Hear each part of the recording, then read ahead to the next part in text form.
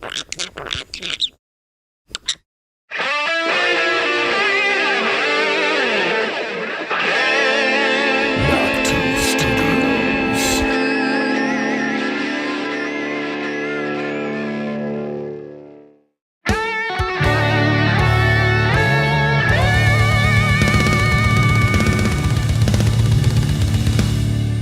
now, Knock 2 Studios presents Common Censored. What's up, everybody, and welcome back to Common Censored. Thanks for being here, all of you censored commoners. That's right, we're actually starting just about on time today. There's a first time for everything, the Outlaw Dogs. I see you over there. Welcome back, everybody. I'm Lord Sterling, and this is episode 355 of Common Censored. Trump dismantles the Department of Education. JFK files, we'll actually get into them today. CIA and Israel connections as well over there, potentially. Advanced ancient technology, we'll dive more into the Giza Khafre scan and beyond. We have Mike Benz talking about how the U.S. government was involved in creating Lyme disease, as Pam Bondi charges Tesla vandals. The hammer is cracking down on the domestic terrorists. Ooh, looks like Outlaw Dogs had a show today as well. Boom, I'll make sure to share that as we go along. Outlaw Dogs, thanks for letting us know.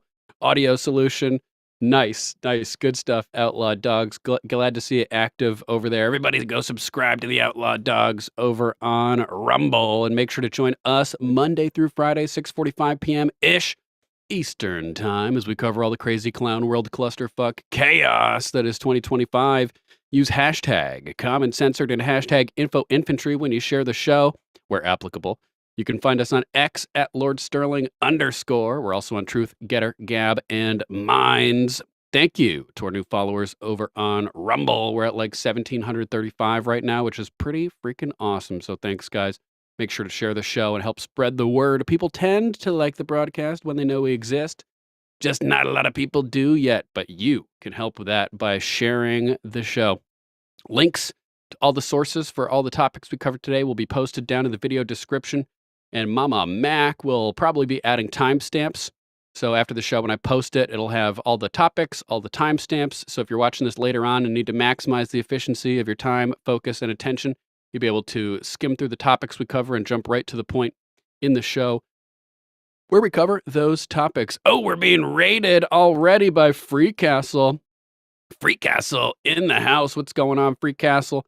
If you guys aren't already familiar with Free Castle's show, make sure to head on over there and check it out when you get a chance. Good stuff, daily broadcasts covering news, Bible-related things, all kinds of good stuff. Thanks so much, Free Castle, for raiding the show. Are you ready? Says Free Castle. Oh, let's get ready to rumble. Yes, we are ready indeed. Thanks for joining us, brother. So Mama Mac will be adding timestamps. Make sure to throw Mama Mac some love over at alplama.com, your new herbal health guru. Avoid the petrochemical pharmaceutical industry that wants you sick and dependent, and try some natural tinctures to remedy your ailments. You can also support the show at our link tree at Common Censored. We also do read Rumble rants throughout the broadcast. If anybody wants to make your voice heard, just hit that Rumble rant button and I'll be sure to read your comment. Disclaimer. Views expressed on Common Censored are only opinions. Assume everything we say is false and research for yourself. We're not giving medical, legal, or financial advice. The only advice we are giving is think for yourself. Question authority. Think for yourself. Question authority. Boom! All right, let's jump into the news. Boom! Make sure to go to subscribe to Free Castle and also the Outlaw Dogs. Let me bring up her page real quick over here as well. Boom! New episode today. Episode 4, R.I.P. Smiles. Not sure who Smiles is, but R.I.P. to Smiles, Outlaw Dogs. Thanks again for tuning in. Let's see. Let's start off the news with some breaking information about the Department of Education as Trump signs an executive order to dismantle the entire Department of Education It's freaking awesome. President Trump unveiled his plan and signed an executive order to dismantle the Department of Education on Thursday afternoon, surrounded by children at school desks. Love it. Great aesthetics. Before signing the order, Trump outlined his vision for decentralizing education and returning control to states, local communities, and parents. I like that. A big advocate of generalized decentralization of pretty much freaking everything. So that's really cool. Big news with that. Crazy B, I see ya. Are you still live over there at Questions That Need Answers? I blasted that out across the interwebs, so hopefully you guys got some good views over there. Threeper, I see you too. H.R. Shaw, welcome to the chat, H.R. Shaw. Don't think I've seen you before. Boom! Thanks for joining us. Spectre, I see you. Thanks again for joining as a member yesterday. Appreciate you. So let's check out this little clip from the big press conference today with Trump talking about dismantling the Department of Education. Today we take a very historic action that was 45 years in the making.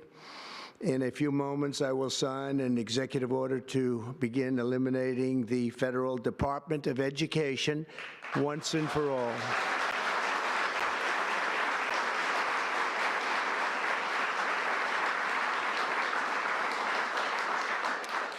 And it sounds strange, doesn't it? Department of Education, we're going to eliminate it. And everybody knows it's right.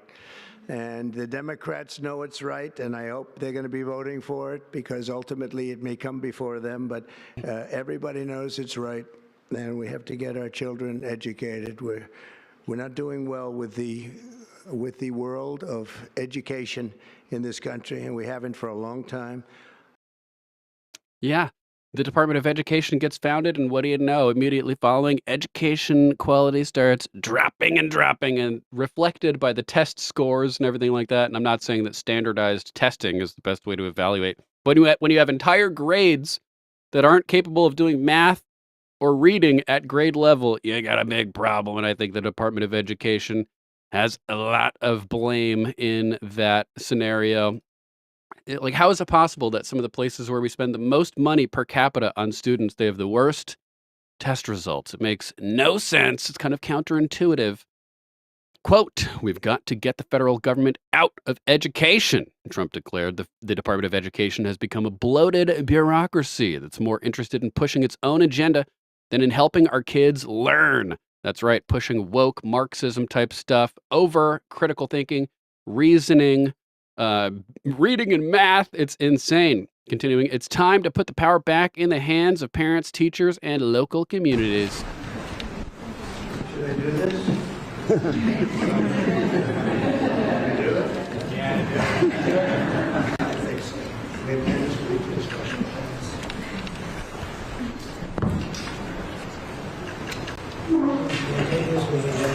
It was very lucky. I signed another document that turned out to be very good for the country, and I said, let's use that same pen. I don't know, is anybody superstitious? Ron, are you superstitious? Let's use that same pen.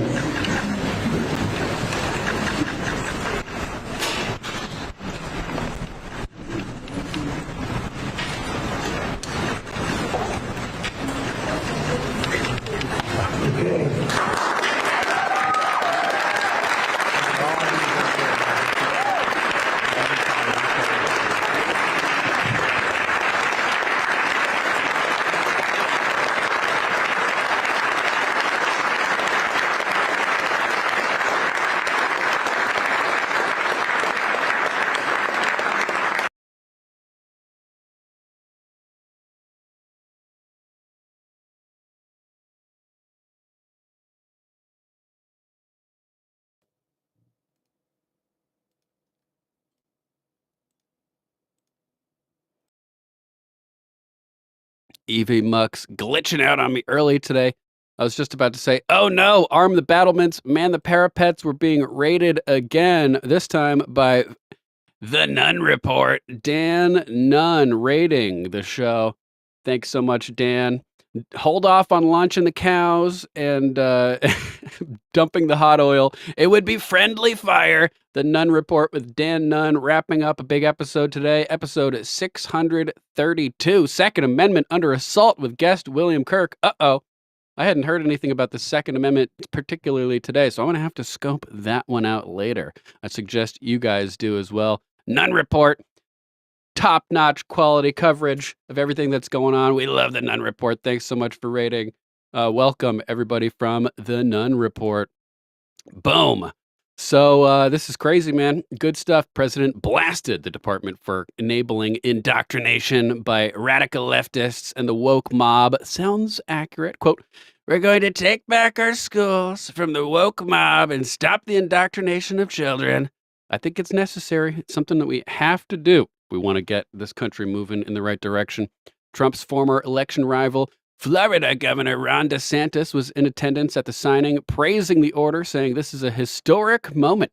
For too long, the federal government has been meddling in our schools, pushing its own agenda and stifling innovation. Trump's plan will give us the freedom to recreate education systems that work for our communities. That's good. Decentralization is the best, man. It enables real competition, so the cream of the crop will rise to the top. The states with the good ideas will have the best results, and other states will emulate that, and the quality of education will go up, as opposed to centralized control and government mandates, which eliminate competition, lowering the bar, and completely the opposite of what we need. Senator Pocahontas whined about the move, calling it, quote, reckless and short-sighted. Sure, Pocahontas. Sure. So I got the full link for the entire little event that took place earlier. 22 minutes, 49 seconds long. If you guys want to check it out in full, the link will be in the video description after the broadcast. Let's just watch a couple seconds of it when it starts. Let's see, where does it start?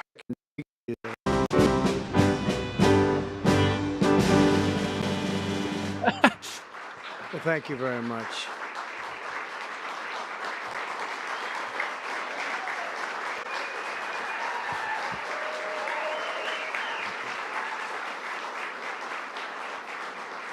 Thank you very much, everyone. And I'd like to start by saying that our country is doing very well. Things are, as you can see, doing quite well. Please sit down.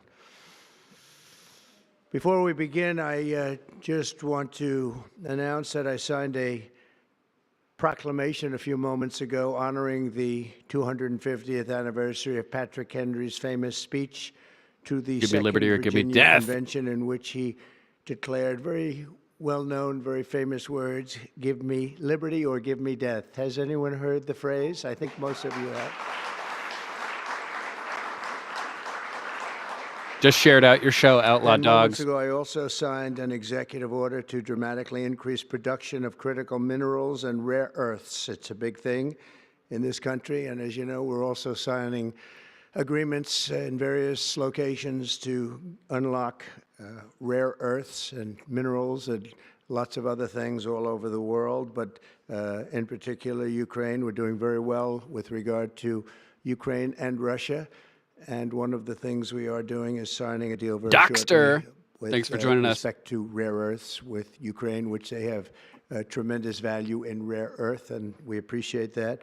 And we spoke yesterday with, as you know, President Putin and President Zelensky, and we would love to see that come to an end, and I think we're doing pretty well in that regard. So hopefully we could save thousands of people a week from dying. That's what it's all about. They're dying so unnecessarily. It's gotta stop. And I believe we'll get it done. We'll see what happens, but I believe we'll get it done. Today we take a very historic action that was 45 years in the making. In a few moments, I will sign an executive order to begin eliminating the Federal Department of Education once and for all. Boom! Boom. And we saw it play out a little bit. If you want to watch the full link, it'll be over there down in the chat after the show for you to grab, share around, watch in full, get all the details, and revel in the glory of the destruction of the Department of Education. More aptly, the Department of Indoctrination, as Trump pointed out. Let's get into the JFK stuff. We have information coming out that the Soviet Union warned the United States about the upcoming JFK assassination. Russia also tried to warn the U.S. about the coming 9/11 attacks via its intelligence agencies. And we also had warning about Pearl Harbor as well. Codes were cracked. the general or I can't remember the rank of the dude who got the codes that described the attack on Pearl Harbor, and that they would be announced by repeating this specific phrase on a weather report in Japan 3 times. That would signal the attack for the military, I guess. Crazy stuff. FDR knew about it. Papers were reporting on it after the announcement had been made on the Japanese weather production. There were reports all over the country. Japan may strike over weekend. So, it seems like we get warning about a lot of these things, and then we just allow them to happen, almost like they were part of the plan for the deep state takeover. So this says, Russia is not the enemy of the people. The deep state is. Here's a letter from Sergej Zhorono. Dear sir, this is to the Russian ambassador. Mr. Vasilev consul gave me order to transmit this information to the U.S. government, yada, yada, yada. They're going to be warning. I said it will take this guy's talking about a truth drug, too. He's reporting that Lee Harvey Oswald will be killed after killing Kennedy. He says he'll take the truth drug to tell the truth, to give an accurate report. He also predicted that Dr. Martin Luther King would be killed by somebody who was in prison, which ended up being true. I guess James Earl Ray got out of prison and ended up being the assassin. So crazy stuff with Russia warning the U.S. beforehand that this was going to take place and nothing being done. Link will be in the description if you want to read the full thing. We also have a report from Gateway Pundit highlighting some of the biggest bombshells uncovered by internet sleuths in the newly released JFK files. Jim Hoft writing this one. These files, part of the President John F. Kennedy Assassination Records collection, accessible online. We have the link in our previous video. Below are some of the highlights. Harvey Oswald was reportedly considered a poor shot during his target practice in the USSR. But he nailed that shot from the book depository, even though he didn't have any gunshot residue anywhere on him, and that there were reports of an individual in the window matching the description of Mac Wallace, who was hired by LBJ to kill JFK, as exposed by Roger Stone and InfoWars recently with that audio clip of a Democrat official discussing this and caught on audio. So here's this little clip, this little tidbit here. Oswald was a poor shot when he tried target firing in the USSR, but somehow he nailed the magic bullet shot, which we've proven before with the Beyond the Magic Bullet documentary, is not magic. They didn't account for the proper location of Connolly's seat in the vehicle, and when you correct that, the trajectory lines up. The bullet doesn't have to move in any crazy dynamics through the air. So that's interesting. We also have a file revealing Lee Harvey Oswald was a spy and tried twice to obtain a USSR visa from Mexico City. He was considered the most effective and dangerous intelligence officer by the Russian consular officer. So that's kind of interesting as well. We have a CIA memo from September 24th, 1963, confirming Lee Harvey Oswald was already under surveillance by the CIA for 59 days before the assassination. So you think he could pull this off under CIA observation without them knowing about it or letting it happen intentionally? I don't even think he was the guy that fired the shot from the book depository. When they grabbed him out of the movie theater, he was like, what the hell's going on here? And then Jack Ruby offed him before he could give details on his alleged innocence. He apparently was a spy, was involved with communist Russia, but that doesn't mean that he fired that shot. So that's interesting. He was already under CIA observation.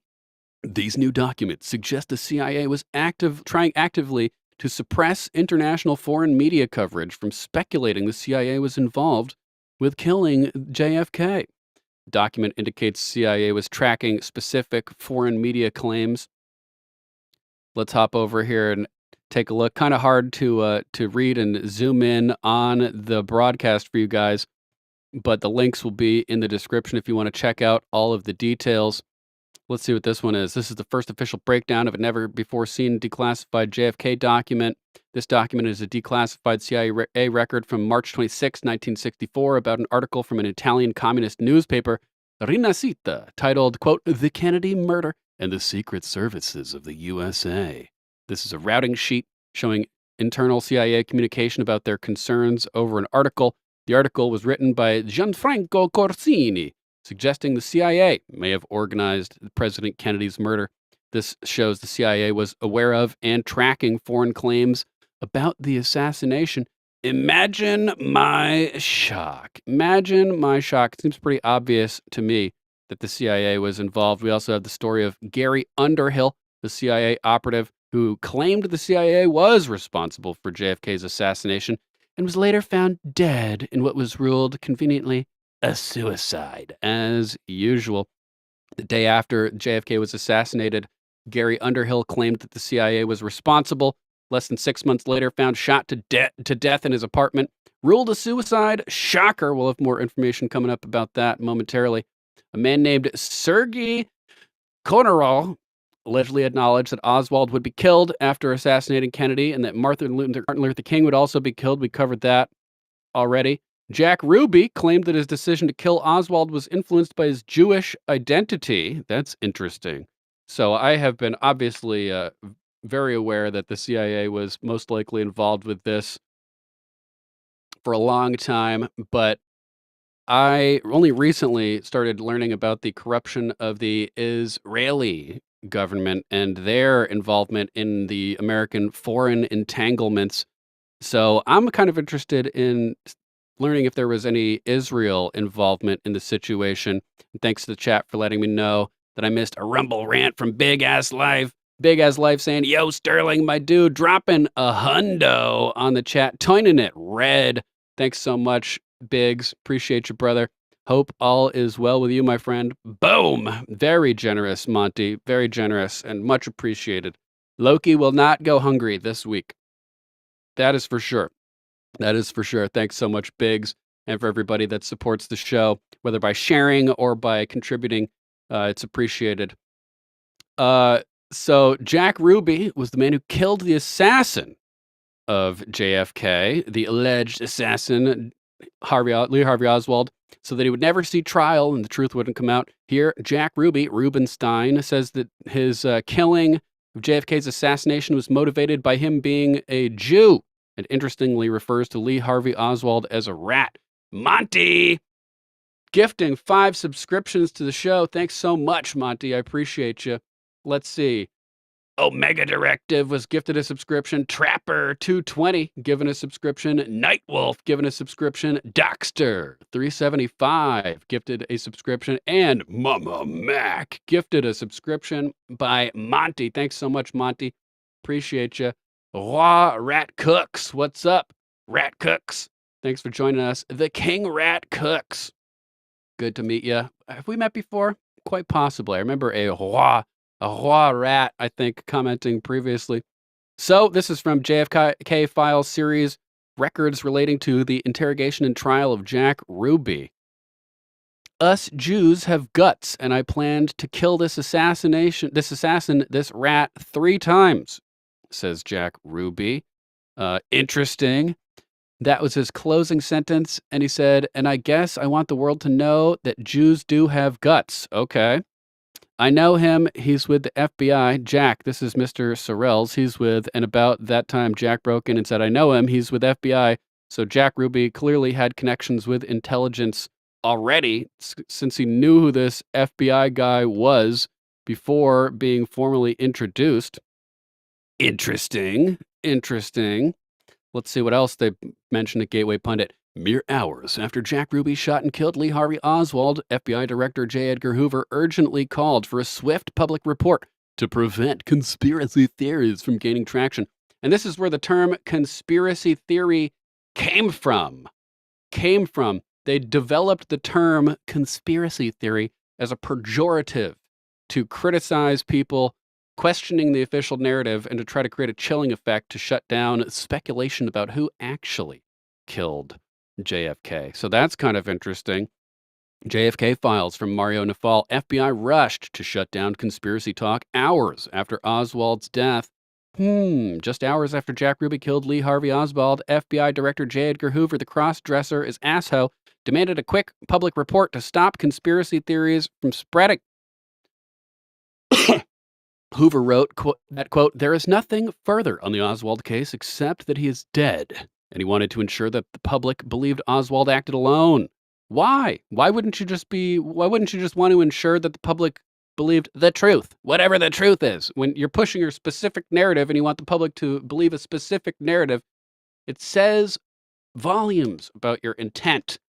I want the truth.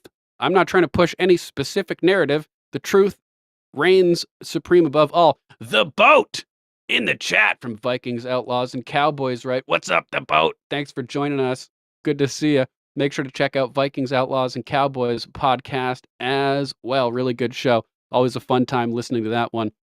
Continuing, the memo also shows the FBI was frustrated that Oswald's murder left them without a chance to get more answers. Was the FBI being kept in the dark?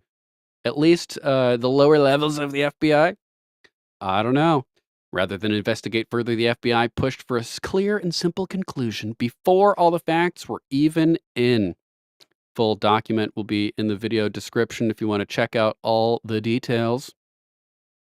JFK files. CIA monitored Japan's Bund Beharin for Vietnam ties. Okay, not exactly sure how that connects. Lee Harvey Oswald was, I guess, because JFK, wasn't he trying to not do the whole Vietnam thing? Lee Harvey Oswald was allegedly under the direction of KGB officer Kostakov, reportedly linked to Department V. So Lee Harvey Oswald was allegedly being handled by a KGB officer as he was functioning as a KGB spy operating in Mexico and everything. Department V is wet affairs, aka wet work, as the CIA would call it, Soviet assassinations. But he's not the guy who pulled the trigger, and Russia tried to warn that this was going to be happening. So I don't think that that's necessarily indicative of anything involving in connecting Oswald to the assassination.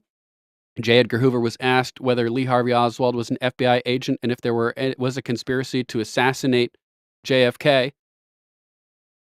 Mr. Ranklin, you have furnished us a considerable amount of information. Mr. Hoover, about whether or not Lee Harvey Oswald was ever an agent or acting for the Bureau in any capacity as an informer or otherwise at any time. Are those statements correct?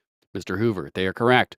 I can most empathetically say that at no time was he ever an employee of the Bureau in any capacity, either as an agent or a special employee or as an informant. That doesn't mean that's true. And we already saw that Oswald seemed to know that one FBI agent before he was actually introduced. That's right, Monty. By definitions, Hoovers do suck. Hoovers do suck. J. Edgar Hoover ran a Epstein-style blackmail operation where he was able to maintain power and control over the FBI by digging up dirt on politicians for decades, staying as head of the FBI through multiple presidential administrations, which is pretty crazy stuff. The prototype for the then internationally executed Epstein-style operation? Maybe. A letter addressed to then Senator Joe Biden accused him of being a traitor. The letter was signed John F. Kennedy Jr. So John F. Kennedy Jr. calling Joe Biden a traitor. Dear Senator Biden, you are a traitor. That's hilarious. Very funny. So JFK knew about Joe Biden early on. That guy, Joe Biden, he's old as fuck. If JFK was still alive and was, Joe Biden was old enough at that point for JFK to know about him. Damn. He's old as hell, man. The CIA was intercepting U.S. Postal Service mail sent to the USSR and had 300 CIA members indexing 250,000 names. So that's interesting. They were looking into the USSR, but the USSR had warned that the assassination was going to be taking place, so probably not a likely culprit. An interview with FBI Assistant Director Alan Belmont on May 6, 1964 includes questions about Ruby and Oswald's connection on page 27, but many pages are missing, with the interview supposedly extending to page 473. Wow. So that's interesting. Pages missing from that. We also have a man claiming to be a Polish driver for a Russian vehicle, warning of Soviet plans to pay someone in the U.S. to assassinate the president. So maybe there was a little bit of Russia connection. Maybe. We know with the Bolshevik Revolution that they were commies and therefore potentially puppets of the international banking regime and maybe Israel related. So there could be some connections there. JFK files, CIA considered assassination of a Cambodian leader. Not surprising. CIA has assassinated thousands of people throughout this time period, overthrowing something like 80 plus governments around the world since their inception. Newly released JFK assassination records expose a failed 1955 CIA surveillance operation in Havana. So they're trying to spy down in Cuba. Interesting. CIA memo reveals that agency officers claimed they couldn't recall Watergate burglar James McCord's involvement in Cuban operations, and we now have learned that the whole Watergate thing was basically a CIA operation to take Nixon out of power. Nixon had said, "I know who killed John," and they weren't excited about that. So they killed Kennedy with hard power. They removed Nixon with soft power. CIA, dirty as hell, man. Dirty as hell. JFK files, Vietnamese general wanted to overthrow the president. Good luck with that, Vietnam. Good luck with that. JFK files reveals CIA's extensive global operations, listing 34 secret field bases across Africa, Europe, Asia, and Latin America. Unconstitutional, in my opinion. CIA needs to be dismantled, destroyed, scattered to the winds, like JFK said. That's a dangerous thing to say. At least if you're a president, they'll kill your ass. So Trump better be careful. Better be very careful if he decides to do something about this, coming out that the CIA seems to be involved. We really just need to get rid of the CIA. So just tons of CIA locations all around the world, just manipulating and intervening and interfering with foreign policy everywhere, completely un-American. We need a non-interventionist foreign policy where we're not meddling in the foreign affairs of other countries and creating hatred that will result in blowback, like things like attempted assassinations. Ryan Routh comes to mind. Let's move on. JFK sought to dismantle the CIA's independent authority. That's kind of a big one. President Trump just exposed Arthur Schlesinger's full 15-page memo calling for JFK to break up the CIA in 1961. Schlesinger called the CIA a rogue state within a state. Yeah, that's exactly what I'm saying. They're doing things all around the world, operating independently without congressional approval, overthrowing countries. They're pure evil, man. They're pure evil. They were the next iteration of the OSS, which was run by Bill Donovan, an avowed communist. It's a communist global government overthrow operation to get control of every country around the world, basically. So CIA needs to go bye-bye. Quote, "No one knows how many potential problems are being created by CIA clandestine operations." Now we do. Now we know. Lots of them. Lots of them. Schlesinger, the contemporary CIA possesses many of the characteristics of a state within a state. There's no doctrine governing the conduct of our conduct of clandestine operations. Schlesinger slammed the idea. It's a hard word to say. Schlesinger slammed the idea that the CIA should, quote, fight fire with fire to defeat communism. The CIA are communists. Like, give me a break. If fighting fire with fire means contracting the freedoms traditionally enjoyed by Americans in order to give more freedom to the CIA, no one seriously wishes to do that. Right. The ends don't justify the means. Schlesinger, CIA operations have not been held effectively subordinate to U.S. foreign policy. In other words, they're doing their own thing with no congressional oversight.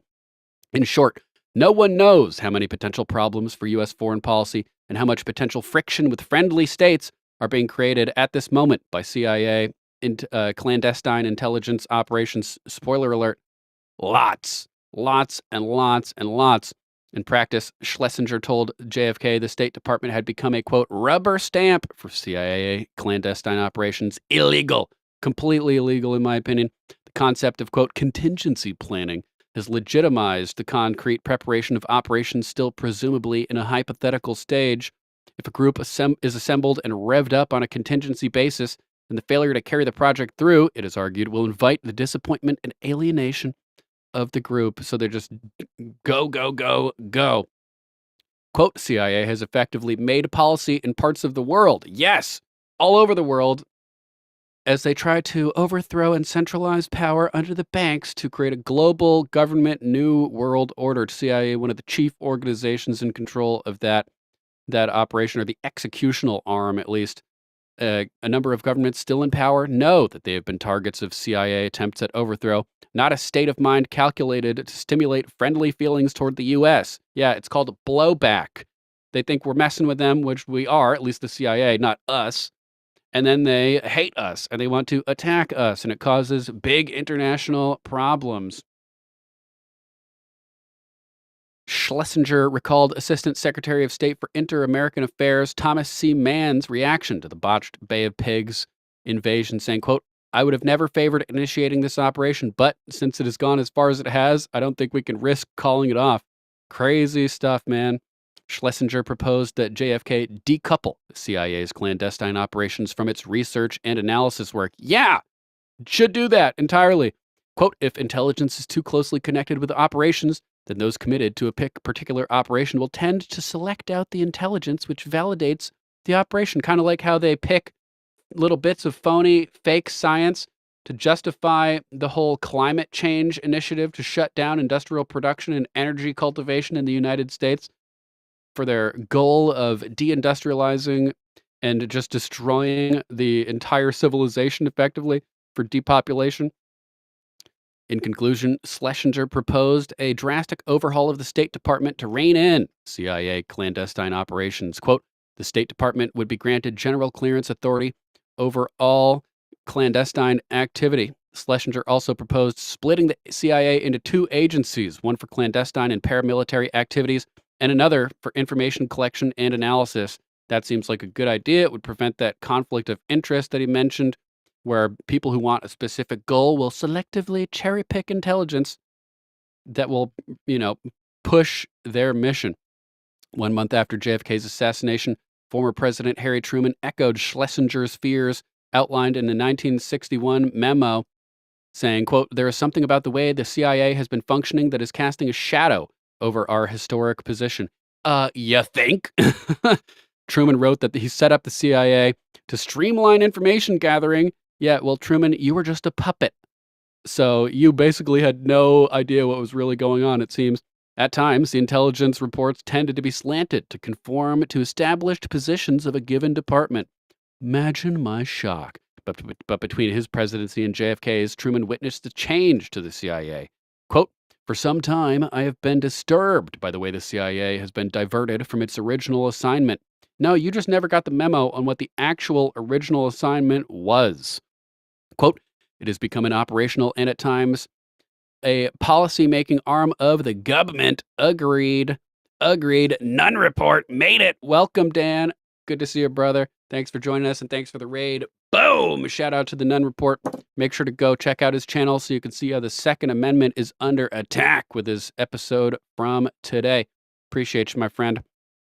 Quote, "I never had any thought when I set up the CIA that it would be injected into peacetime cloak and dagger operations." Really? You're that naive, President Truman, who dropped the bomb on innocent civilians multiple times? Truman called for the termination of the CIA's, quote, "operational duties and the restoration of the agency to its, quote, original assignment as the intelligence arm of the president." Yeah, that sounds logical, rational.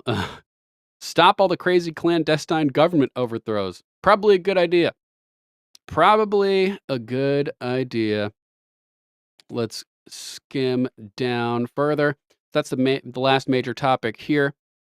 So let's jump into the next one, go into a little bit more detail about the Gary Underhill situation. Colin Rugg, at Colin Rugg, Colin with 2 L's, Rugg with 2 G's, posted this. Newly released JFK files tell a story about how Gary Underhill, who worked for the CIA, was found dead after he revealed to friends that the CIA was responsible for JFK's assassination. Quote, "The day after the assassination, Gary Underhill left Washington in a hurry. Late in the evening, he showed up at the home of friends in New Jersey. He was very agitated. A small clique within the CIA was responsible for the assassination, he confided, and he was afraid for his life and probably would have to leave the country." Less than 6 months later, Underhill was found shot to death in his Washington apartment. Coroner ruled it a suicide. Seems unlikely to me. More information about that, about the situation in general from Jones over here. New JFK files reveal how the CIA and OECD, the private corporation that secretly owns and runs the EU dictatorship, are in control of the deep state and at war with America and the free world. Let's check some of this out. And there's a lot of sketchy information out there about the OECD. The European Union, man, if you look in front of their building, they have a picture of they have a statue of a lady on a horse. And it's called the Abduction of Europa. It's from a Greek myth where Europa, the mother of Minos, King Minos, the Cretan king who built the labyrinth for the Minotaur, how she was abducted and raped. And so why is the European Union using the rape of Europa as their main symbol? What's up with that? It's almost like it's designed to destroy and rape the EU or the Europe as a whole. That would be my my extrapolation there. Let's check out. There's this document I call the Eagle 2 document. It purports to be from the Federal Bureau of Investigation to Senator Edward Kennedy, classification top secret, written on July 7th, 1989. During the tenure of Richard Helms as director of the Central Intelligence Agency, decisions were made by the director with implied approval of the Oval Office to draft a blueprint and put into motion a plan by which the CIA could have as much funds as and when needed without the knowledge of Congress. The 5 experts picked were Edward Lansdale, who ran the CIA activities in Vietnam, William Colby, who was put in total command of the blueprint operation when enacted, George Bush, who asked to receive approval to have his top aide Richard Armitage to be brought aboard, and Lieutenant Colonel Robert Ferreira, a top CIA asset. The master plan called for the CIA to enter into the drug smuggling business in total and complete fashion. General Lansdale would handle all the distribution network and collection services within the military in Vietnam. See, this is why all the veterans came back addicted to heroin, because they were sold it by the CIA. The operation was given the name Eagle 2. Here's where it gets crazy, folks. Before the operation was really off the ground, Colby started his phase of elimination of dissidents, and he did so under the code name of the Phoenix Program. Colby became insane with his power, and before he was finished with Phoenix, over 20,000 suspects were executed, and over 2,500 U.S. citizens were accused by Colby of being collaborators, and they vanished. That was too close to all being made public, so Helms, who in the meantime had formed a totally strong relationship with Baron Philip du Daphne, who represented the real capital of the world, the Rothschild Empire, decided to stop Operation Eagle 2 and start another clandestine money-making operation and leave Japan. Baron du Daphne, by the way of information, later took complete control of the international organization, the Organization for Economic Cooperation and Development, headquartered in Paris, France. Organization for Economic Cooperation and Development. In other words, centralizing government structures around the world. And here's the statue outside of the European Union of the Abduction of Europe, symbolizing the rape and an abduction of Europa from Greek mythology. A stunning rendition of one of the most captivating stories in Greek mythology, the story of the abduction of Europa by Zeus, who disguised himself as a majestic bull to seduce and capture the Phoenician princess, and then whisked her away across the sea and raped her. So that seems to be exactly what the European Union is doing to Europe, and they're flaunting it with their abduction of Europa statue outside. So this is how the deep state works. This is how it was formed. This is what we mean when we talk about the intelligence community being international, it being co-opted and actually controlled by people that aren't technically in office of CIA. They're shadow controllers. If you're a guy and your wife... And the Rothschilds are the banks that control all the central banks in the world. They're the guys who were gifted Israel in the Balfour Declaration by England in 1917, I think it was, somewhere around that era. So it's all connected, ladies and gentlemen. It manages all of the money. How are you going to cheat on her? How are you going to go have a nice steak dinner with your mistress if your wife's going to start asking questions about the $200 bill on the next credit card statement? What you need to do is go do a little something on the side to get some cash of your own so you can pay for your nefarious activities outside of the oversight of the money manager.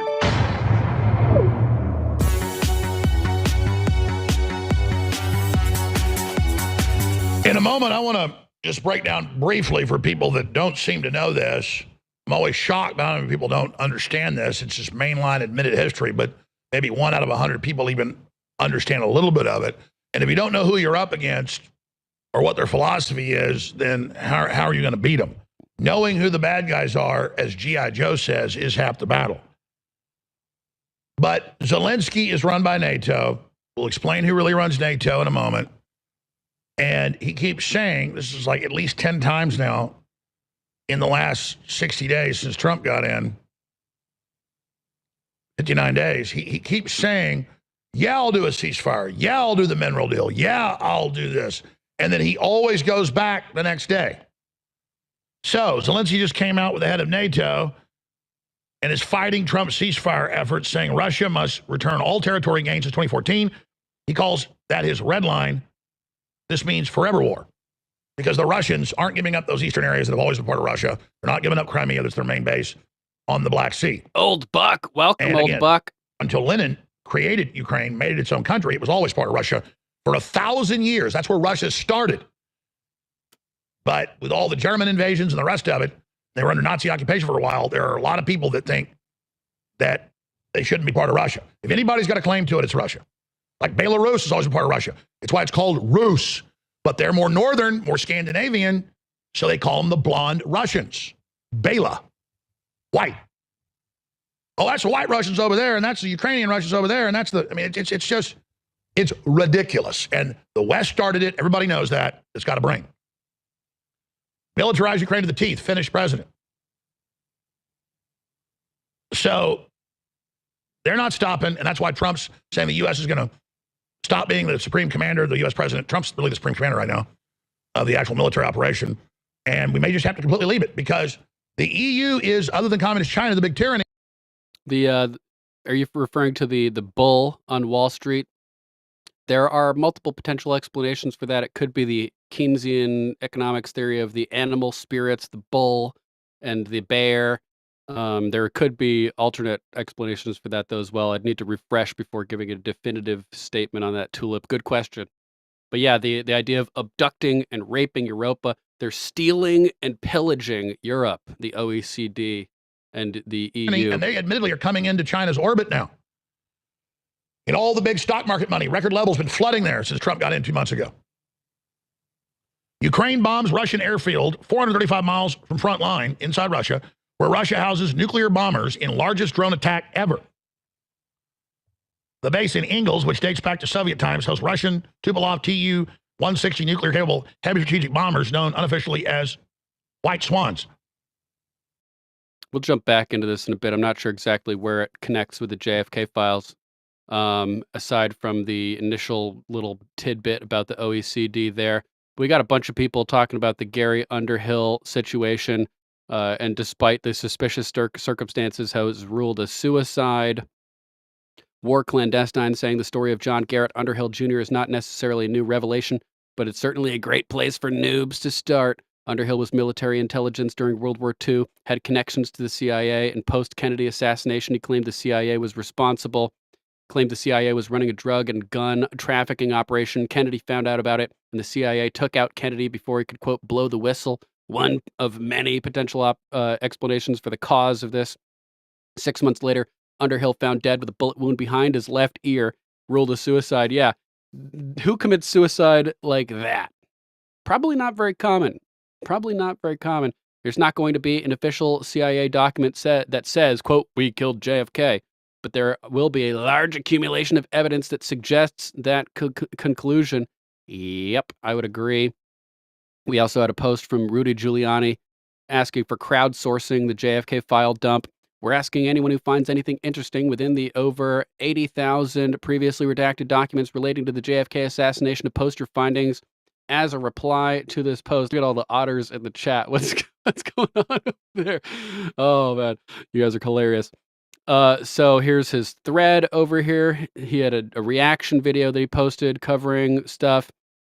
This is, look at this. Interesting. War Horizon. This is huge. CIA trafficked Marilyn Monroe. CIA used Marilyn Monroe as an asset. Lots of explosive stuff in the JFK D-class files. Marilyn Monroe died at age 36 mysteriously. And Dr. Stephen Greer has talked before about how she was told by JFK about UFO stuff and how she wanted to expose that and was going to and was whacked off, if you prefer, before she could do so. May 1958, FE Division initially contacted Director of Security and briefed him on project. Basically, Project capitalized on President Sukarno's weakness for women, especially Caucasian, because of our inability to get controlled asset close to him to determine his thinking and plans. The recent apparent success of Soviet use of a woman believed he may let down his guard and become expansive in discussion of plans with a female and accept advice that he would not ordinarily accept from a man. So they're sending Marilyn Monroe to seduce foreign leaders and get their dirty details of their plans. Wendy with the bouncing boobs in the chat. Where's the banana in the middle this time, Wendy? So pretty crazy. This is actually pretty common from what I understand. They use celebrities to sneak them into communications with foreign leaders about everything that they're up to. Movie stars will go on movie projects around the world and schmooze with the elites of the countries and get information while they're working on the movies and stuff like that. Ian Carroll posting saying, from what I'm seeing at this point, it's way too early to pretend anyone has, quote, solved the JFK murder in any concrete way. But we've definitely seen enough in the documents to indicate that Israel was involved in some way and that there were efforts by the CIA over the decades to cover that up. Very interesting to see which influencers, particularly on the right, are completely avoiding this fact or trying to pretend that that is not what the documents say. Watch closely. You can learn a lot about the information space by watching how people respond to this type of sensitive information. And again, I'm not of the belief that Israel was the primary player, and I'm not saying we know for sure what happened. I'm just saying that sometimes silence speaks volumes, particularly when every American should be entirely dedicated to full disclosure of the facts. That's right, truth above all. Yeah, Threeper. Marilyn Monroe is the American Fang Fang, apparently. Apparently, Threeper. Was she being used to bilk JFK for information too? If she was a CIA asset in the 50s getting information from foreign leaders, they may have embedded her as a spy to saying, happy birthday, Mr. President, to get some pillow talk from JFK as well, which she supposedly did, according to Stephen Greer, with the whole UFO information. All that is not to mention that Israel has resumed bombing innocent civilians in a huge way this week, Ian Carroll points out. The modern state of Israel, particularly the deep state of Israel, is the elephant in the room right now. And it's many decades past time we talked about it. Agreed. So we have a trending topic. JFK files unveiled. CIA and Israel's roles questioned. March 18th, 2025, Trump admin declassified and released over 80,000 pages of JFK assassination files. These documents led to numerous social media discussions, with some posts alleging that the CIA and elements possibly connected to Israel may have been involved in the assassination, contrary to the official narrative of the lone gunman. The documents have sparked both public curiosity and skepticism about the historical accounts of the assassination. So it has been revealed in the new files that there was a secret intelligence pipeline between the CIA and Israel intelligence, personally overseen by CIA counterintelligence chief James Angleton. This wasn't just routine intel sharing. It was a deliberate effort to conceal Israel's involvement in sensitive U.S. operations, bypassing standard intelligence channels.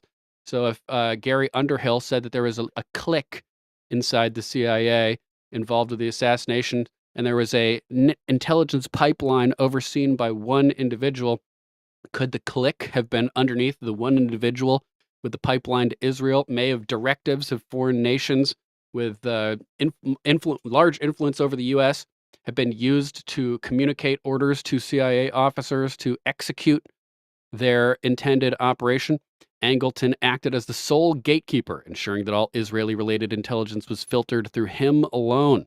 He also controlled the flow of intel to the FBI, carefully scrubbing reports to ensure that Israeli intelligence was never directly named. Covert operation hidden in plain sight. And we have all these instances of all information contained herein is declassified except where shown otherwise in brackets. And you see all these incidents of Israeli intelligence, Israel in brackets that are all bracketed out, intended to be hidden, even when the documents were declassified. Here's again with brackets, the Israeli Intelligence Service.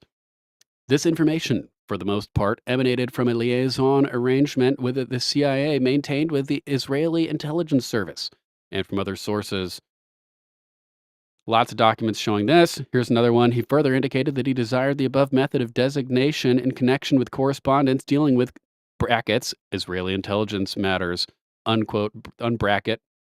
Another incident of brackets down here with Israeli intelligence being bracketed. They didn't want people to know Israel had anything to do with any of this. The primary source is the bracket Israeli intelligence service, unbracket, more. So that's kind of sketchy. Here's a zoom of another document declassified in 1998.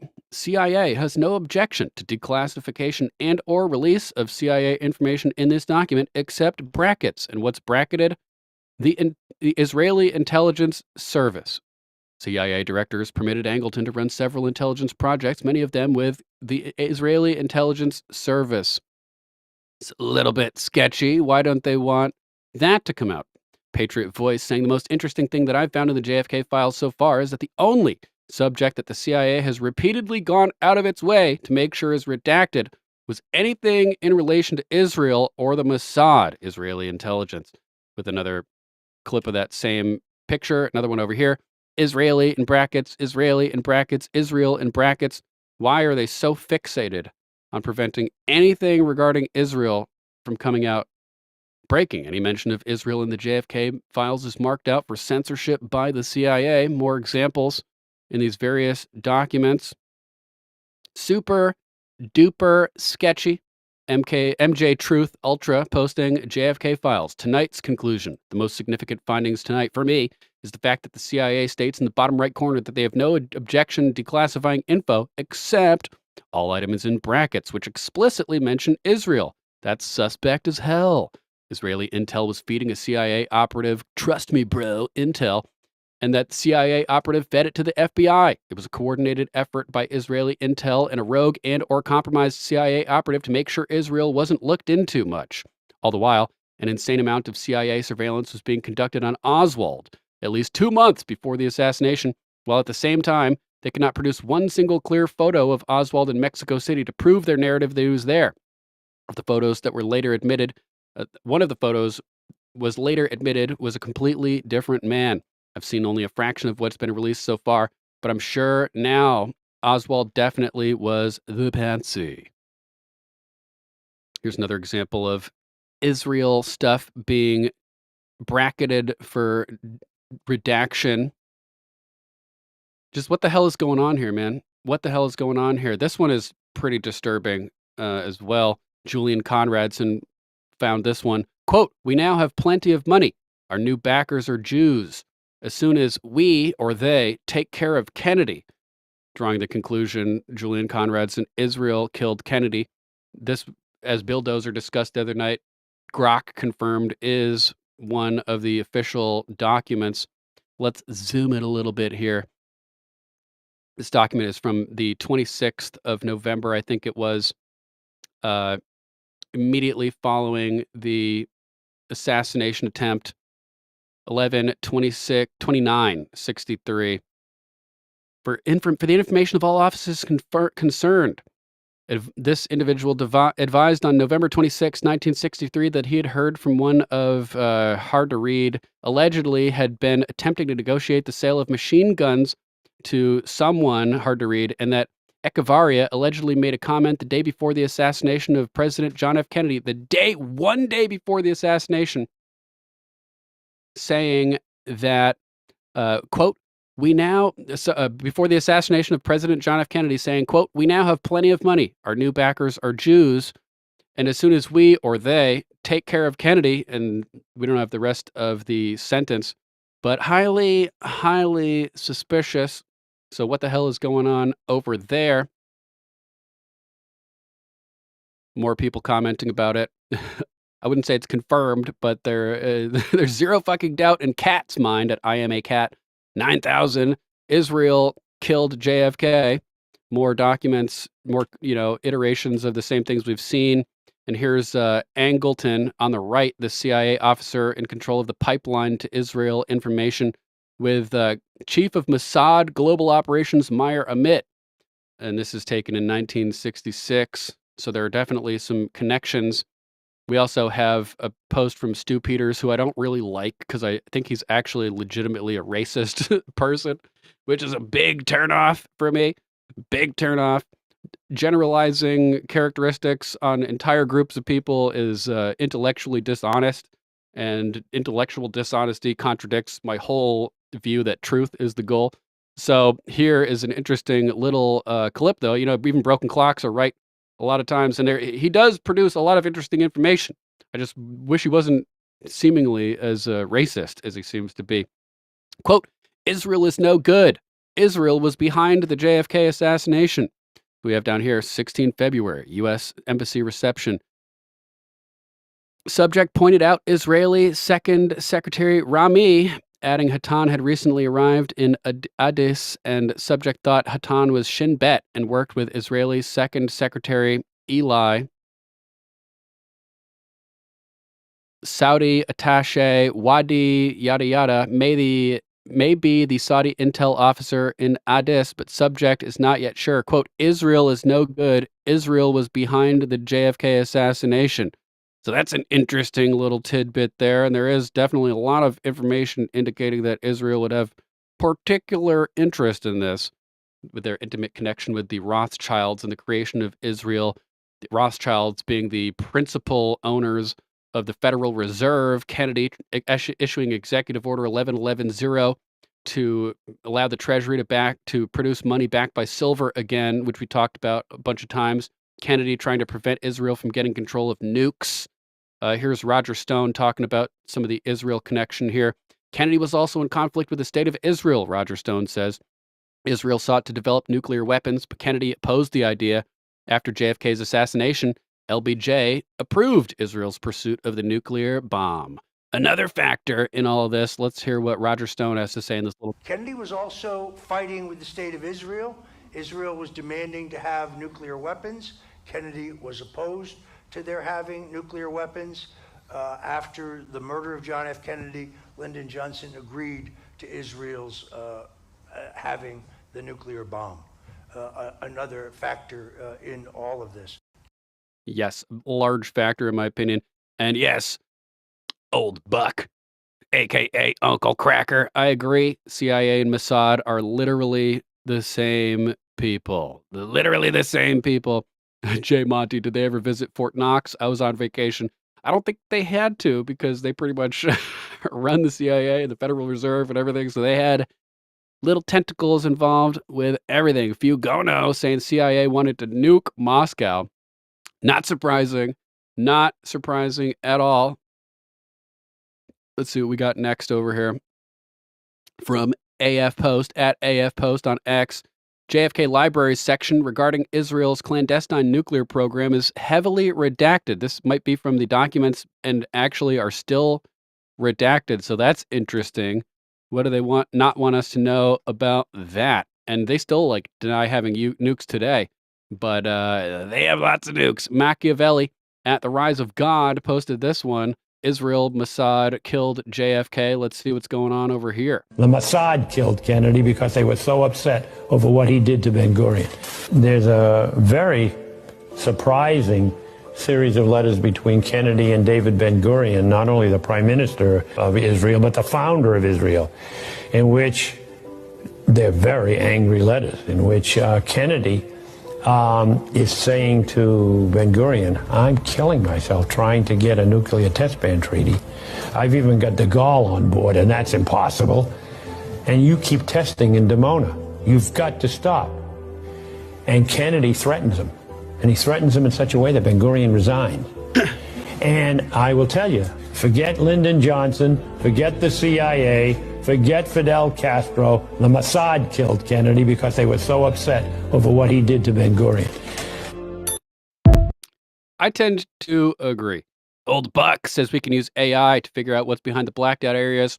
I know for sure that AI is really good at inferring what's behind small spots of redactions. So if you have 2 or 3 words redacted, they can take contextual information and effectively determine what's most likely to be behind the redactions.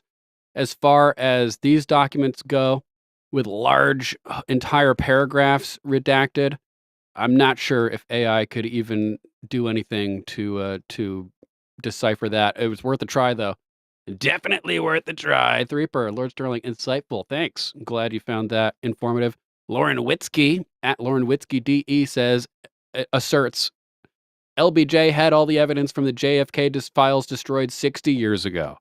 Everyone who could have been actually found guilty is dead.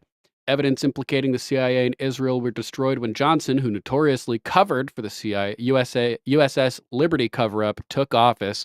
This is all we get, that the CIA doesn't want any mention of Israel or their own involvement being exposed.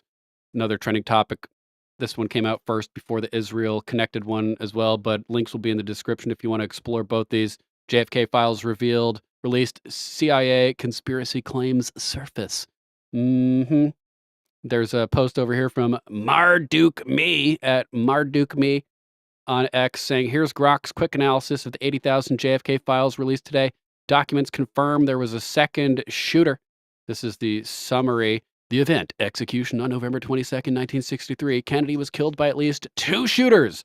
Oswald Mac Wallace fired from the depository, rear shots, back head, while second gunman, likely a mafia or Cuban exile. There was a 6-part documentary series from the 80s, I think, called The Men Who Killed Kennedy. And that has some of the best analysis I've seen out of all the JFK stuff, in my opinion. And their conclusion was that the grassy knoll shooter captured on camera in Mary Mormon's photograph of from the back left of the Lincoln limousine, looking across towards the grassy knoll. If you zoom in on a little part by the corner of the fence over there, you can see a dude with a badge holding a gun. You can see his elbow, you can see his hairline, you can see the badge, a police badge. It looks like, and you can see a muzzle flash right in front of him. I'm trying to find a picture of this real quick on the fly so I can show you what I'm talking about as I discuss it. Badgeman, Mary Mormon, who took photographs of JFK's motorcade, captured an image that conspiracy theorists claim shows one of Kennedy's assassins. Actually, it shows multiple of the assassins. Let's go to Google instead, because I know that in their image search results, it tends to show up pretty quickly. So yeah, here's the colorized version of the picture. You can see the guy, you can see the muzzle flash, you can see him holding up the gun, you can see the badge, you can see some kind of details on the side of his arm over there. And it wasn't even just him. There were multiple people standing there with him. This guy shows a dude in a construction helmet. And these are, you can see these when you zoom in on the photo, like right about here is where they were. Eyewitness testimony described a plume of smoke coming from that area, some activity. They found fresh footprints and a cigarette butt, I think, at that area where somebody was chilling, smoking, waiting to take out JFK. All kinds of crazy stuff with the Mary Mormon photograph. But the documentary, The Men Who Killed Kennedy, determined that it was likely to be a French assassin named Lucien Sarti, who fired the fatal shot, the headshot from the grassy knoll. Lucien Sarti. Let's see if we can find anything on Google real quick about Lucien Sarti, JFK assassination. Lucien Sarti. The Men Who Killed Kennedy, Wikipedia. That's the documentary series I was talking about. Here's a picture of the cover. Really good. The Men Who Killed Kennedy is a video documentary series by British television network ITV that depicts the assassination of U.S. President John F. Kennedy. Originally broadcast 1988 in 2 parts with subsequent studio discussions. It was re-edited and rebroadcast in 1991 to 3 parts with additional material, and a 4th episode added in 1995. The original broadcast was controversial. The episodes identify 3 men in the assassinations of Kennedy, deceased drug trafficker Lucien Sarti, and 2 living men, Roger Bocagnavi and Sauveur Piranti. All 3 were later revealed to have strong alibis. Sure. So worth looking into. Good documentary to check out. Let's see. Where were we, guys? Grok's analysis. Hitman fired from the grassy knoll, frontal shot temple, evidenced by ballistics, autopsy notes, and witnesses. So, boom! Grok saying that the fatal shot came from the grassy knoll as depicted in Mary Mormon's photograph that shows the dude firing the gun 1/10 of a second before the shot connects with the muzzle flash and everything. Weapons. Oswald's 6.5 millimeter Carcano and a 30-06 rifle confirmed by casings and fragments inconsistent with a single gun. Players. Oswald, a manipulated asset, ex-Marine, Soviet defector, CIA informant, and mafia pawn recruited by anti-Castro ops, ferry Cuban exiles, possibly nudged by Soviet contracts. He was the fall guy, according to Grok. Mafia. Marcello and Trafficante, enraged by RFK's crackdowns, orchestrated the hit, used Ruby to silence Oswald and a second shooter for redundancy. CIA, not the mastermind, but complicit through anti-Castro collusion with the mafia. And failure to act on Oswald's red flags or Russian warning. Military, rogue intelligence elements knew Oswald's risk from his U2 days, but didn't intervene, possibly due to internal agendas. FBI dropped the ball on warnings and Oswald's Cuban-Soviet ties, then helped bury leads under Hoover. As we saw, Hoover trying to pin it on a lone gunman theory. LBJ and Secret Service. LBJ pushed a simplified narrative for stability. Secret Service route changes and witness information suggests either negligence or coercion from above. Governor Connolly seems to have been in on it. Roger Stone did an interview with Benny Johnson 2 days ago, breaking it down. Governor Connolly, the governor of Texas, specifically gave the route for this event to occur. He said that if you don't use this route, I'm not going to participate. So JFK reluctantly went along with the route. They were going from Dallas to some other place. Easiest way would have been a highway, but this had them rolling through the countryside, effectively putting them in danger. LBJ specifically demanded the glass bubble from over the top of the limousine would be removed. Mr. Fat, welcome to the chat. Nice to meet you, Mr. Fat. Thanks for joining us today. Appreciate you. Has the FBI always sucked? Must be why they have so many TV shows showing them as competent. Yeah, like when you grow up watching the X-Files and Scully and Mulder kick down a door. Federal agents! They seem like super cool, man. But yeah, seems like they've always been asshole. Mr. Fat, seems like they've always been asshole. The FBI, as we like to call them over here. So LBJ demanded that the glass bubble be removed from the limousine. Not that the glass bubble had any ballistics protection, but it would have obscured direct line of sight from the shooters. So that was removed. LBJ, trying to protect Governor Connolly, also tried to move Connolly from the kill vehicle to the secondary vehicle. And JFK refused that, which put Connolly, who was seemingly involved, gave him the route, etc., in danger. He ended up getting hit by the magic bullet, which we've shown does not actually defy physics. Maybe we have some new people joining us today, so I'll hop over to the evidence of that real quick. Beyond the Magic Bullet documentary from 2004. Back. That line passes right through Kennedy. Definitively, in my opinion, that the magic bullet did not require magic, that one shot did go through Kennedy's neck, through Connolly's back, through his wrist, into his thigh, bounced back into the back seat where the individual who described locating that bullet recently and put it on the stretcher found it. Here's the clip showing that the trajectory actually does make sense when you properly account for the location of Governor Connolly's jump seat. At the time when he's hit. This 11-frame discrepancy allowed conspiracy believers to suggest that the magic bullet hit Kennedy, then paused in midair before hitting Connolly. But Dale Myers is certain that Connolly and the conspiracists are wrong. I mean, you look at 223 to 240, and there is no other strong reaction of Connolly. I mean, the equivalent, which is easier to see in the computer animation, would be in this range right here. And you look at the jerking of the hand and the hat flipping up, the bulge of the coat. I mean, everything points to that single moment. It all begins right then. That's the only sudden erratic movement that Connally makes with his entire torso. Critics of the single bullet theory argue the round must have curved in mid-flight in order to hit Connally where it did. This belief is based on the assumed positions of the president and Governor Connally.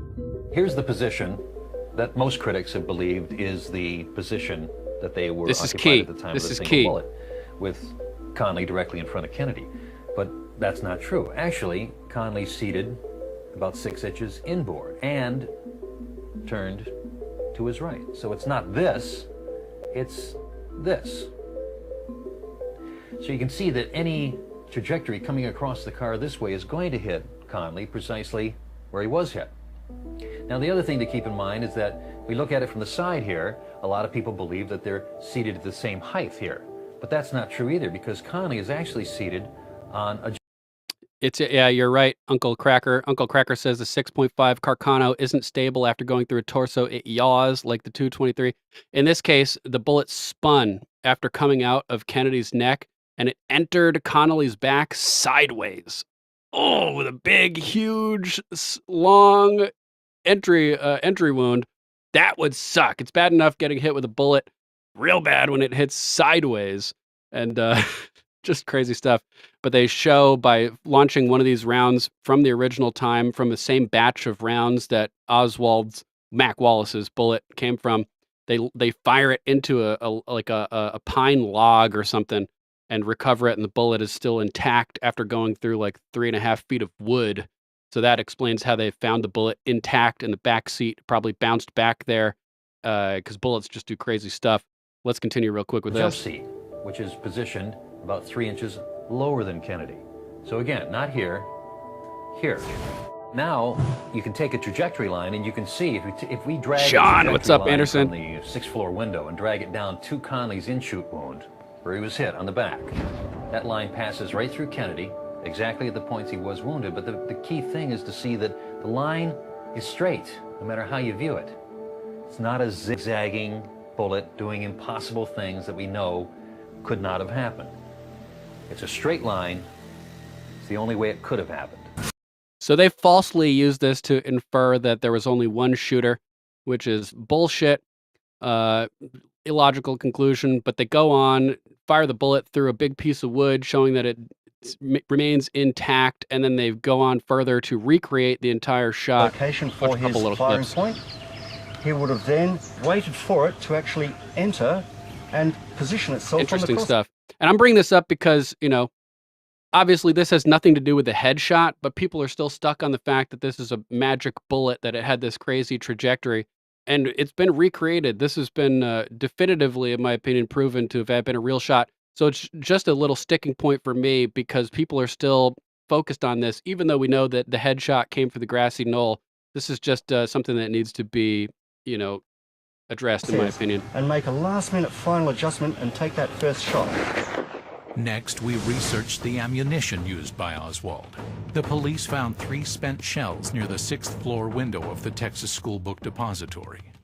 They traced them to the manufacturer, the Western Cartridge Company.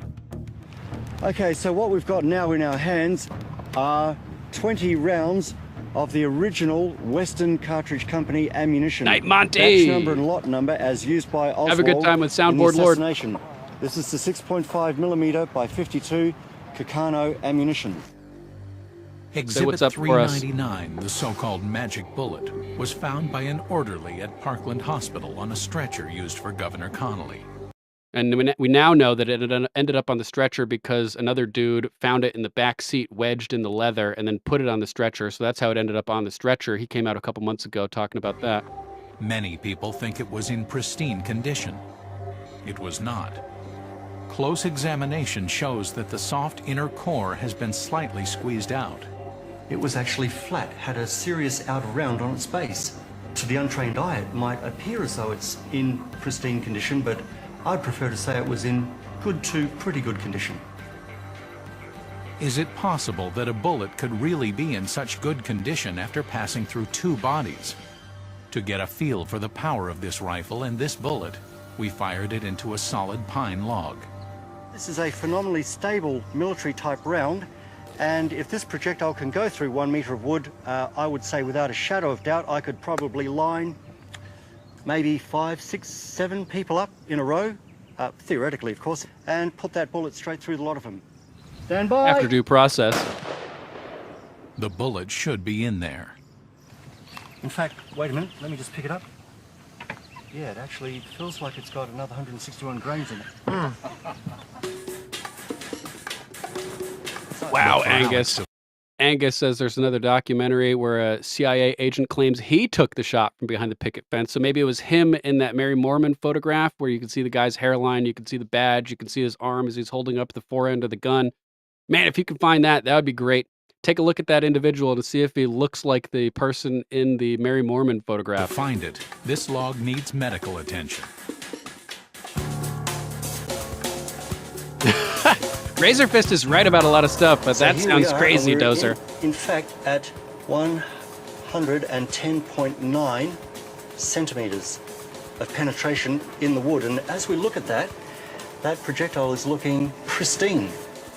Time for some tree surgery. Let's see if I just hoik that little piece of wood out. Okay, there we are. So we've been going through 3 feet of wood. The bullet's still intact. Yeah, he's a real smart Now to see bulldozer. what kind of damage the bullet suffered. This is absolutely remarkable. I would not have predicted this. About 1.03 metres, 103 centimetres of penetration, and that looks magnificent. The only markings on this projectile are from the engraving, from the rifling, and in fact we see a slight extrusion of the core out of the base. Which is exactly what we saw in the JFK bullet. So same batch of ammunition, showing that you can fire it through multiple feet of wood and maintain relatively good condition of the bullet. So next, they organized an operation where they lined up the trajectory of the shot, used ballistics gelatin and skeletal remains to create a torso and neck of Kennedy, a torso of Connolly. They recreated the shot. Is not one piece of muscle.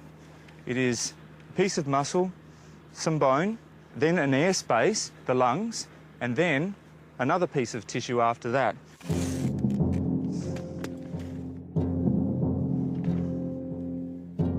So they get it all set up. They get the exact distance, the exact height. Yep, Trapper. Lord Sterling's ballistic lab. We have a keyhole approximately 1 inch in length. The entry wound on Connolly's back is again a near-perfect match, and the high-speed footage shows the gel block representing his chest opening up about 2 inches. A good match to the medical description of his exit wound. We're clearly getting close. Our bullet is on the Mark II.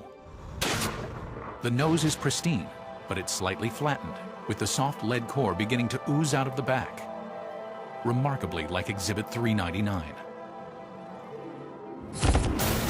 Then they up the We're stakes. ready to travel back in time to attempt to fire the shot that spawned suspicion of conspiracy. Could Lee Harvey Oswald have made 7 wounds with 1 bullet? Can our gunman do it again? Yep, that's the only way it makes sense, Trapper. 1963. Soft lead will squeeze out the back, with pressure in the front. When it was over, the shooter had fired one of the most intriguing shots in history. Now that scene is about to be replayed with a new cast of characters. This time, the shooter is ballistics expert Dr. Alex Christic. Here we go.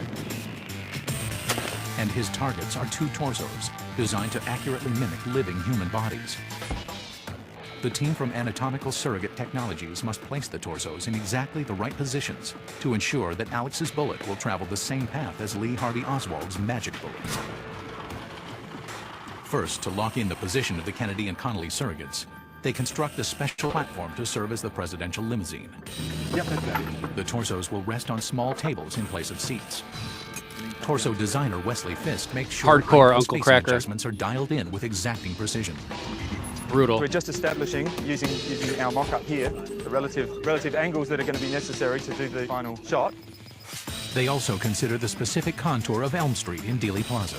Due to the inclination Correct. of Elm. Correct. Yeah, this is the first shot from the book depository, not a Carcano. Good Thanks for pointing that out. Street, being at 3 degrees, we've adjusted the base of the this vehicle one, to be at 3 first degrees. shot is a Carcano, but the so that we've headshot got was not. That change in addition to the angle of the shot. Since they only have one set of surrogates, Wesley decides to test the bullet trajectory on these early torso castings. So if the shot is off target, they can still make adjustments. The actual lip of the car sits about here because he puts his arm slightly up. And the indications are from the photos that we've got for almost the entire time he has his arm sitting up on the edge of the vehicle. I'm just checking the actual records from the autopsy of the president's neck wounds. I just wanted to make sure that we're very close to the 14 centimetres, directly in line with the right mastoids. Senses the rhythm. So let's check out the final shot here. Here we go.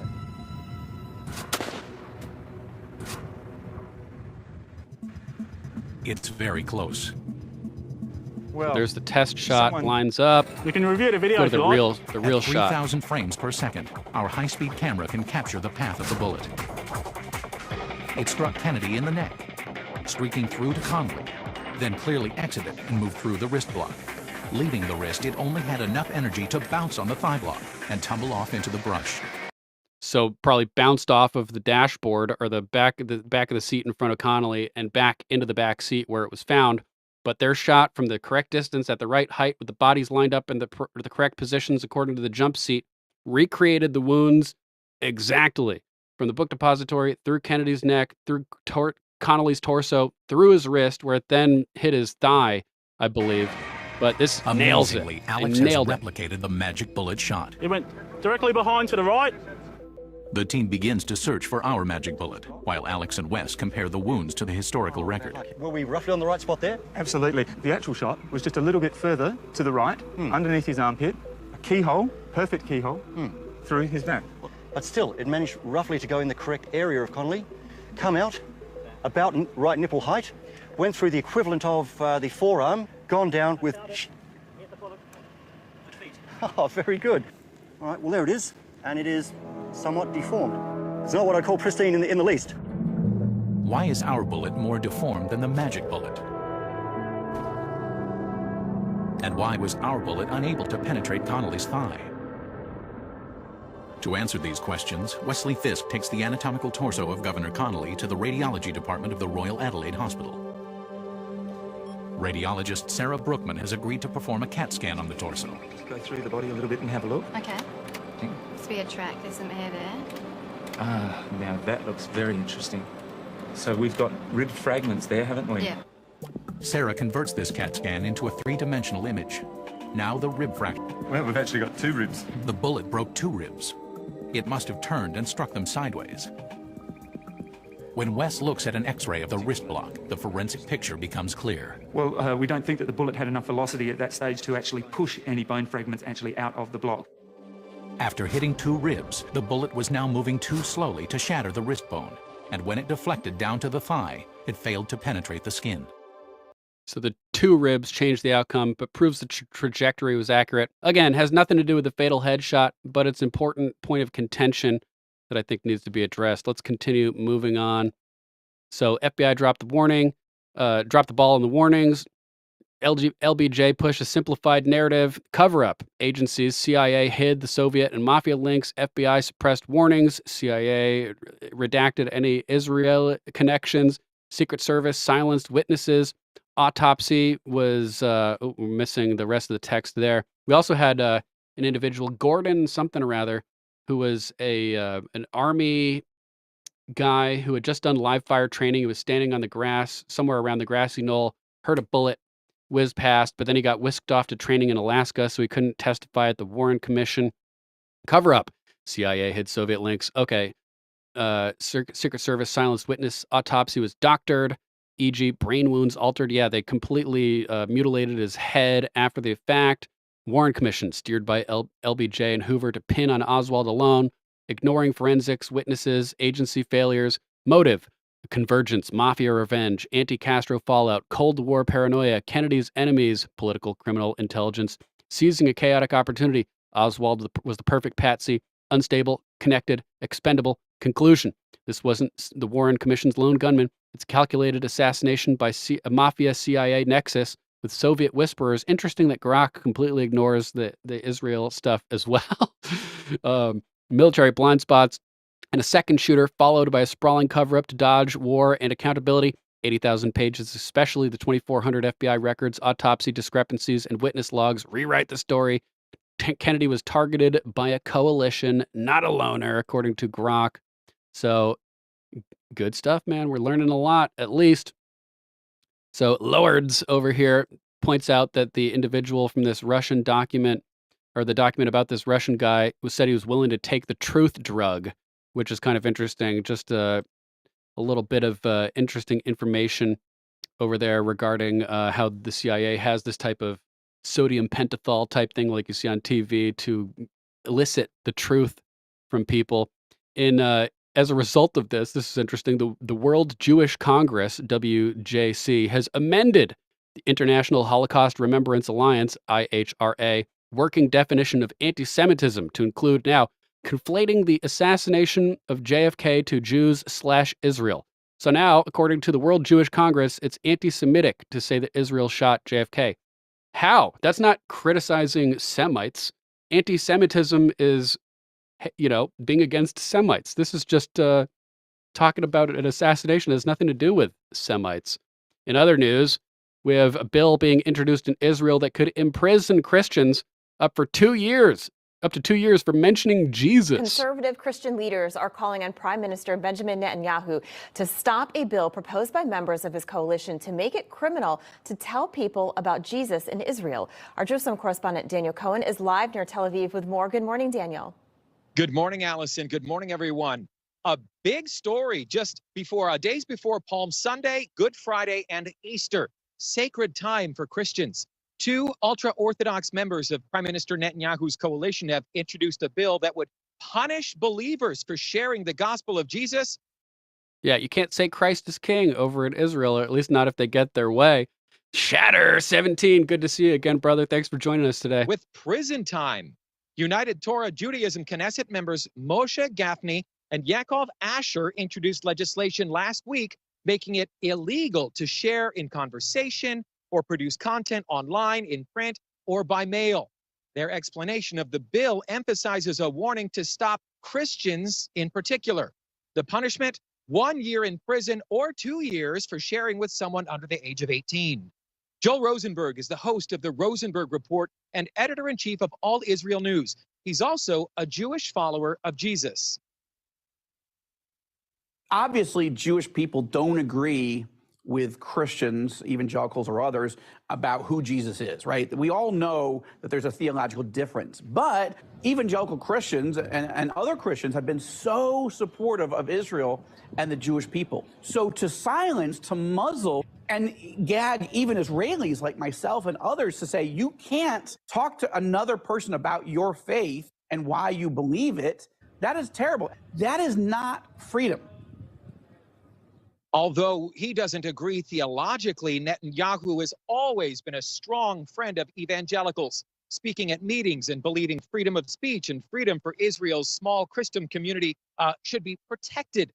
Now, should this bill gain traction, it could spark a serious clash with the 60 million evangelicals in the United States and 600 million around the world.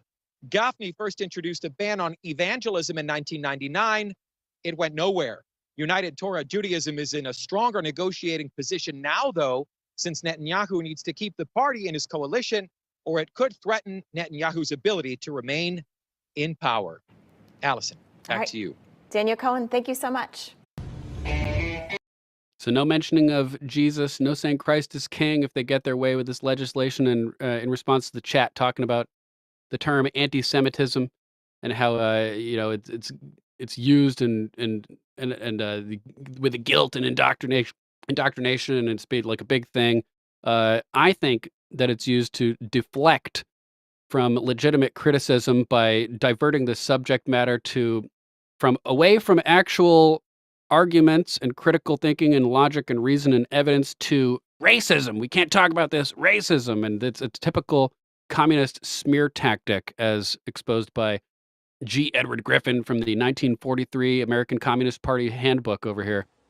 In 1943, the following directive was issued from party headquarters to all communists in the United States. It read, "When certain obstructionists become too irritating, label them after suitable buildups as fascist or Nazi or anti-Semitic, and use the prestige of anti-fascist and tolerance organizations to discredit them. In the public mind, constantly associate those who oppose us with those names which already have a bad smell. The association will, after enough repetition, become fact in the public mind." Boom. So there's the communist tactic. When somebody has a legitimate argument, you just distract with fascist, racist, anti-Semite.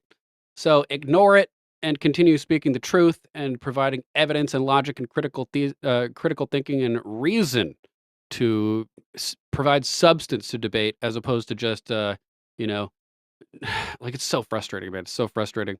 Patriot Voice over here, also talking about JFK threatening the Prime Minister of Israel. "I'm going to spoil the big surprise, which will likely never see the light of day anyway, and or be redacted in the JFK files because of, quote, national security." Here goes.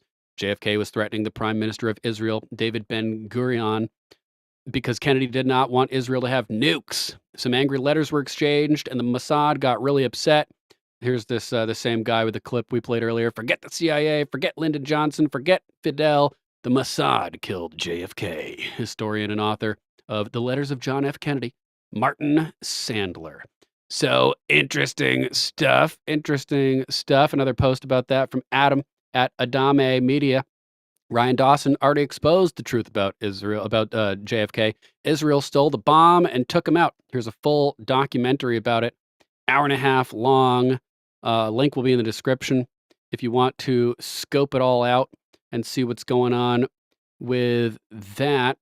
Let's move in to our next topic. And all these links will be in the video description for everything we talk about today, just so you guys can have them at your fingertips to help act as force multipliers with the show, blasting them out across the interwebs and helping to accelerate and exacerbate the Great Awakening to defeat the global communist takeover.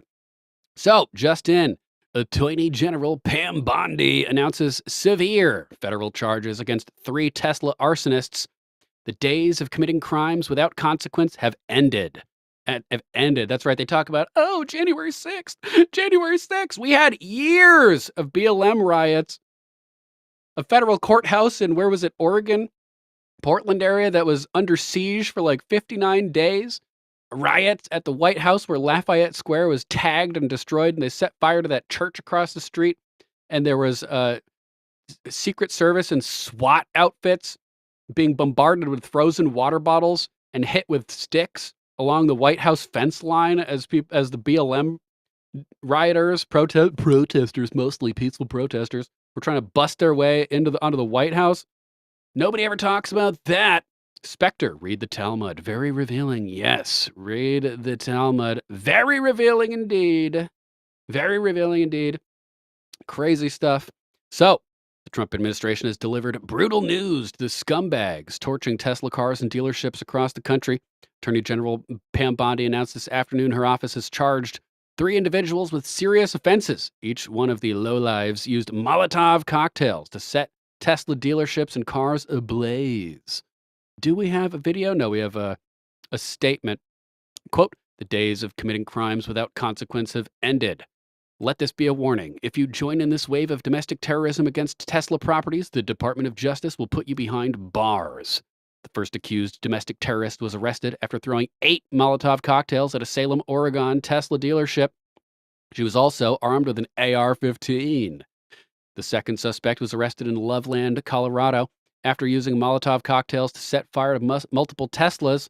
Authorities later discovered the individual had, quote, "possession of materials used to produce additional incendiary weapons." The final perp wrote vulgar messages targeting Donald Trump before lighting charging stations on fire in Charleston, South Carolina. So here's her full statement over here. Gateway Pundit previously reported on the attacks, and it's not been immediately confirmed whether the arrests are connected to the exact attacks covered by Gateway Pundit or possible separate ones. Each suspect faces between 5 and 20 years in federal fuck-me-in-the-ass prison. And there are still far more Tesla arsonists at large and people keying cars and all that kind of stuff. Millions of Americans across the country will welcome this news, particularly Elon Musk, the owner of Tesla. Kudos to Bondi for taking dramatic action. So good to see a little positive development over there.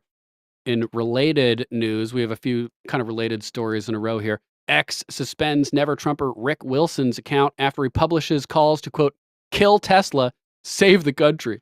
It kind of reminds me of that video where the dude who keyed the Tesla out in California, who was caught on video by the car, was confronted by that guy the next day. And he was like, you're wearing a USA shirt and jacket, like, and driving a Korean car. Why are you setting fire to American cars if you believe in the U.S.?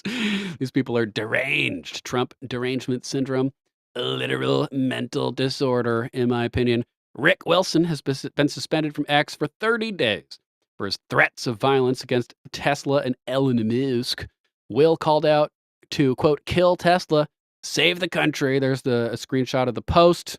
X suspended his account for 30 days following this nasty threat on the car company. I suspect we're not far from judges getting murdered and Trump pardoning their killers, but there's no constitutional crisis, right? He's just making stuff up and claiming there's a constitutional crisis. So from 30 days now to a full suspension. Interesting. Wilson's friends at the pedo-linked Lincoln Project posted the news today. Thread, the Rick Wilson was just kicked off X for 30 days because he talked about how to make Ellen personally feel the same economic pain he's whacking the country with. And Elon didn't like that. These people are deranged, man. And it was not an isolated incident. He's also called for the assassination of Trump, telling MSNBC audience, quote, the donor class can't just sit on the sidelines. They're still going to have to go out and put a bullet in Donald Trump. You remember this? Hop over to X. And the donor class can't just sit back on the sidelines and say, oh, well, don't worry, this will all work itself out. They're still going to have to go out and put a bullet in Donald Trump. And that's these people, man. They are the terrorists, not us. They're the freaks, not us. We also have Daily Show audience loudly cheering on the violent attacks on Tesla, with the disturbed host admitting that they like domestic terrorism. Wow. Imagine my shock. Jim, they're taking to the streets or the parking lots.